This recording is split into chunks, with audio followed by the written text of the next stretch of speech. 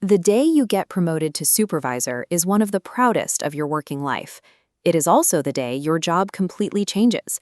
You were promoted because you were reliable and knew the work, but the exact skills that made you a great tradesperson are not the same ones that make you a great leader. Your first instinct will probably be to jump in and do the hard jobs yourself. That reflex keeps your team from learning how to solve complex problems, and it quickly turns you into the bottleneck that slows the entire shift down. Before your next shift, think of one specific task you are still doing yourself that someone else should be handling. We are going to build a plan to hand that work over. Letting go of that single task is the defining step. It marks the moment you stop merely doing the work and start actually leading the people who do it. This chart shows exactly how your success is measured now.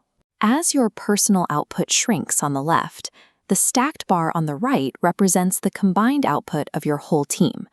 Your daily productivity is calculated strictly by what those people achieve together.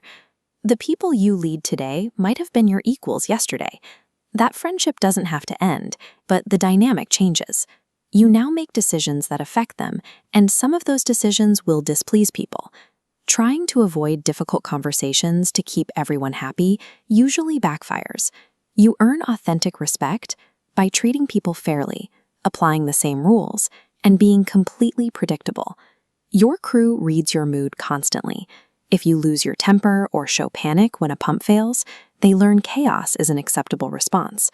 When you maintain steady emotional control and hold firm, fair standards, you give your team the stability they need to work efficiently. Your composure directly determines the morale and output of the entire shift. This diagram maps out communication. Sending a message is only half the cycle. If an instruction isn't understood, you've only spoken. Close the loop using the teach-act method. Ask the person to explain back exactly how they plan to do it. It also helps to explain the why before the what. When an instruction lands out of the blue with no context, people struggle to absorb.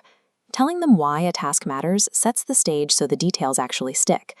Occasionally, an employee will push back. When they do, resist the urge to shout your title or demand compliance just because you are the boss.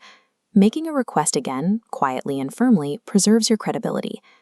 Taking an extra 90 seconds at shift start to confirm everyone understands the plan saves you hours of fixing wrong work at the end of the day. When ready to delegate a task, follow these 4 chronological steps. First, explain the what and why. Second, give authority to do the job. Third, set the standard of a good result.